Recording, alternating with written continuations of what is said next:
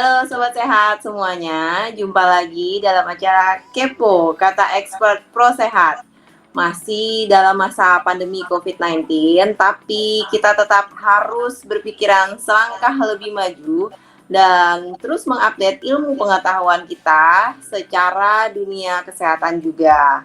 Nah, ini tentunya untuk mendukung gerakan pemerintah Indonesia Maju yang digalakkan sejak bulan Agustus tahun 2020 ini. Kali ini kita mengangkat tema Kepo tentang masalah kesehatan gigi. Nah, ini buat sobat sehat semuanya yang mungkin ada keluhan sakit gigi tapi takut ke dokter gigi, ataupun juga mungkin buat dokter gigi yang baru lulus mungkin juga takut membuka prakteknya. Nah, kali ini kami mengangkat tema tentang amankah ke dokter gigi saat masa pandemi. Kita nanti juga akan bahas tentang prosedur-prosedur kesehatannya seperti apa sih. Untuk tema satu ini, kita mendatangkan expert tentunya seorang dokter gigi bernama Dokter Gigi Ivana Abigail.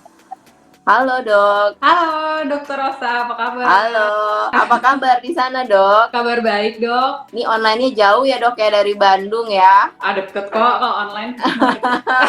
Oh, iya sih benar juga dekat ya dok ya. Apalagi sekarang mungkin nggak macet ya dok ya? Iya bener, tapi jangan kemana-mana.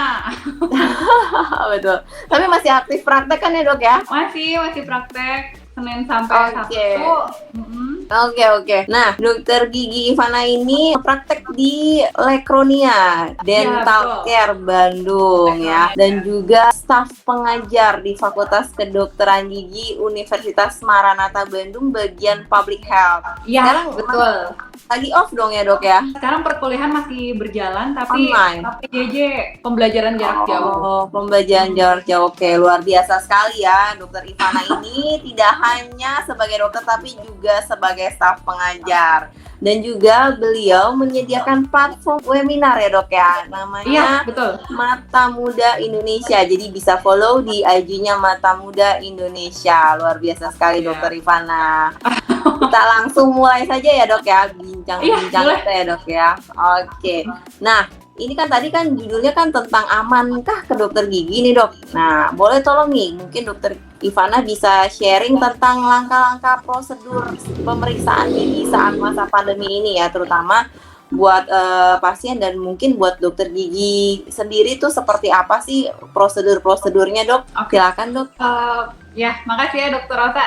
Sebelumnya nih aku pengen kasih tahu dulu untuk dokter gigi sendiri ini sudah ada peraturannya sejak awal pandemi. Bagaimana saja harus mempersiapkan ruang praktek itu dari mulai A sampai Z. Dari mulai ruang prakteknya sendiri sampai dengan cara sterilisasi. Ini juga supaya sobat sehat semua tahu. Jadi dokter gigi diharuskan memiliki tempat praktik yang ada ventilasinya pertama. Maksudnya di situ supaya ada pertukaran udara ya. Jadi diusahakan juga tidak memakai AC, dan kalau misalnya memakai AC, misalnya harus memakai AC, itu jendelanya harus dibuka atau pintunya harus dibuka seperti itu.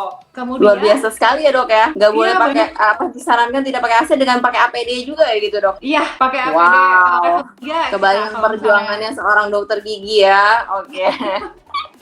Ya, tapi demi keamanan bersama kita sebagai dokter gigi ini juga selain infrastruktur dari tempat prakteknya sendiri, kita juga ada prosedur-prosedur khusus yang harus disiapkan. Nah, ini mungkin untuk sobat sehat yang mau menjadi pasien, misalnya mau merawat giginya di dokter gigi, itu pasti dokter gigi harus menyediakan 1 gelas seperti disinfektan. Itu nanti berkumur selama kurang lebih 1 menit. Ya. Betul. Pencegahan pertamanya.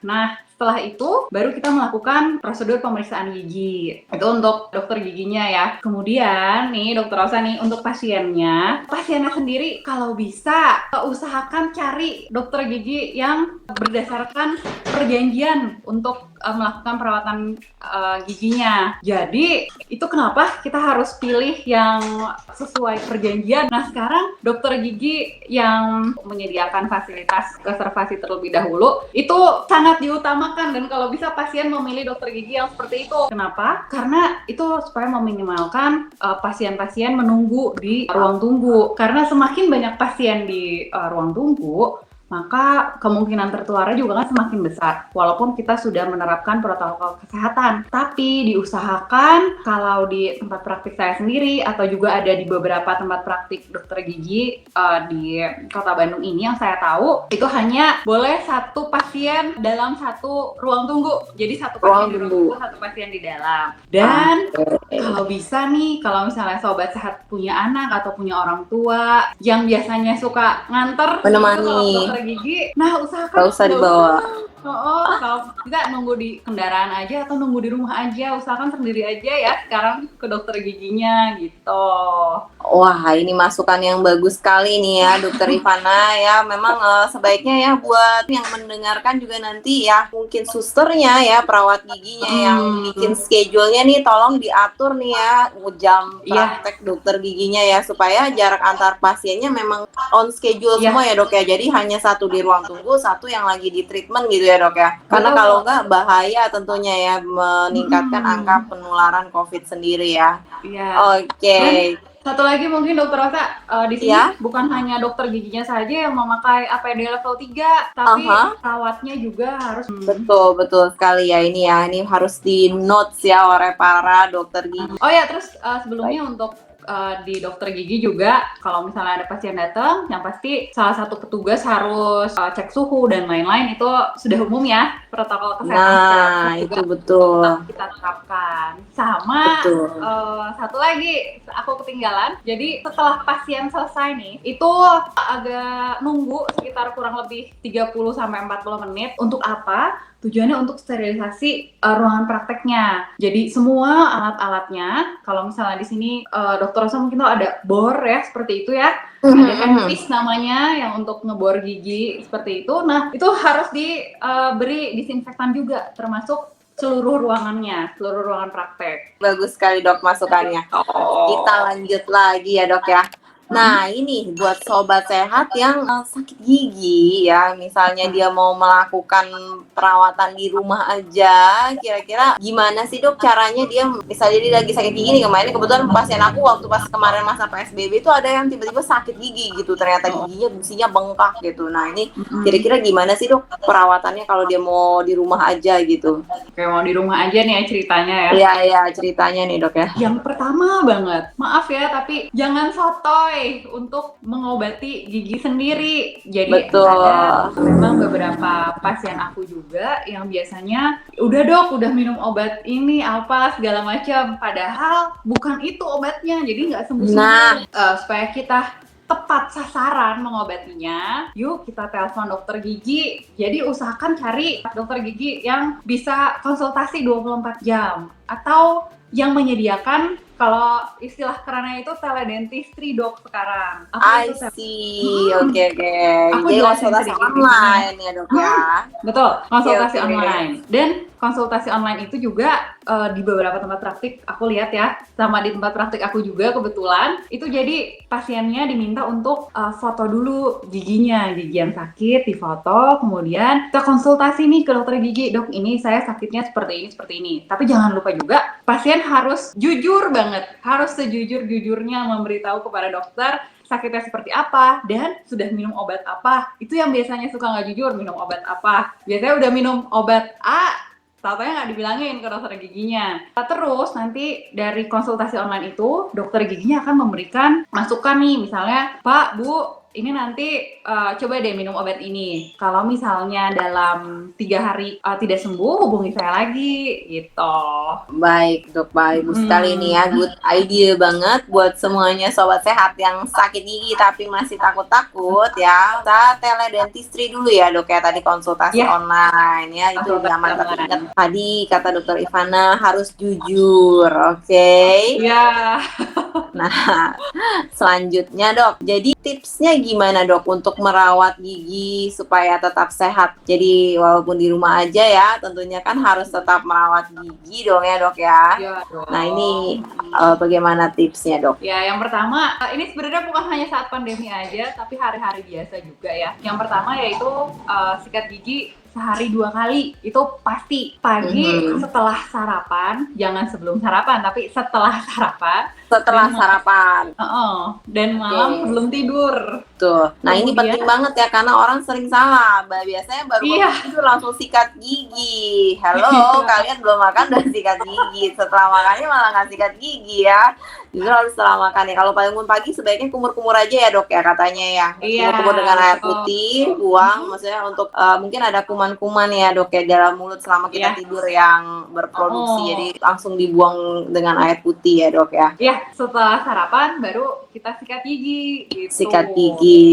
Dan jangan Betul. lupa juga nih, lidahnya disikat. Biasanya suka banyak yang nggak sikat lidah. Kita sekarang udah ada Nah. alatnya loh by the way, dan juga dijual di pasaran juga udah banyak banget. Ada di toserba yang banyak ya. Betul. Untuk alat seperti sikat lidah. Nah, jangan lupa Seperti untuk lidah- ngerok gitu ya dok ya. Iya, Kayak bener. pernah lihat. Ngerok. Ya. Nanti Biar lidahnya nggak cara- putih-putih ya dok ya. Tadi kirain Iya. tipes saya kan orang kan putih-putih Lidah lidahnya. Tipes ya. Iya. Iya, Lidah betul, putih betul. itu juga sering kita sepelekan kan, kayak apa sih lidah putih, ya udah sih. Nah, jangan lupa lidah kita itu nggak putih, harus dibersihkan kalau putih. Kemudian jangan lupa juga menggunakan dental floss. Fungsinya untuk apa? Terutama untuk kalian yang di behel nih, jangan lupa pakai dental floss itu untuk membersihkan sela-sela gigi gitu. Dan kalau misalnya kalian merasa ada bau mulut atau lain-lain, coba deh kalian cek gigi kalian, ada yang bolong atau enggak. Biasanya kan banyak pasien udah, dok saya udah sikat gigi nih 2 kali sehari, udah sikat lidah juga, tapi kenapa ya kok masih bau mulut saya?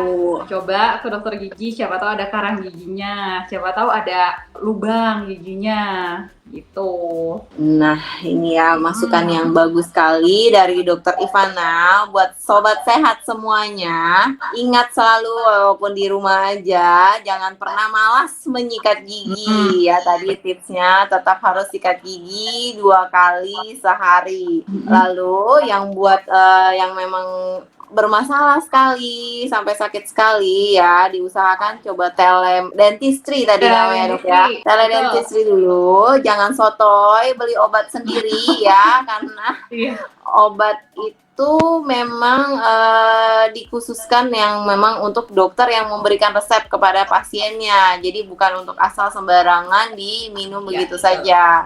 Apalagi buat kalau yang ada ternyata sakit jantung dan lain-lain ya dok ya, takut bahaya juga obatnya bisa saling berinteraksi ya kan, dan juga alergi tentunya. Nah, terus tadi ya buat yang memang ingin terpaksa sekali harus ke dokter gigi, kalau memang sudah dewasa pergi sendiri saja ya. Terus juga mohon buat suster ataupun perawat gigi yang mengatur jadwal pasiennya ya, sebaiknya diatur on schedule-nya, jadi jarak pasiennya itu jaraknya pas waktunya memang, jadi tidak perlu ada yang menunggu sampai 2 orang di ruang tunggu begitu ya dok ya. Betul. Oke ya, buat pasien juga ingat-ingat ya, on time. Iya, on time, bener. Kalau enggak jadwalnya semua mundur. Mundur ya, oke, baik. Terima kasih nih Dokter Ivana buat waktunya kali ini untuk acara kepo kita. Mohon nih buat sobat sehat, sama-sama dok, buat sobat sehat semuanya, tolong klik like dan subscribe YouTube-nya Prosehat, dan juga boleh follow IG-nya Prosehat ataupun tadi follow IG-nya Dokter Gigi Ivana di Mata Muda Indonesia. Iya. Sekian dari kami. Terima kasih buat yang sudah menonton acara kami hari ini. Terima kasih. Bye, terima kasih. Bye.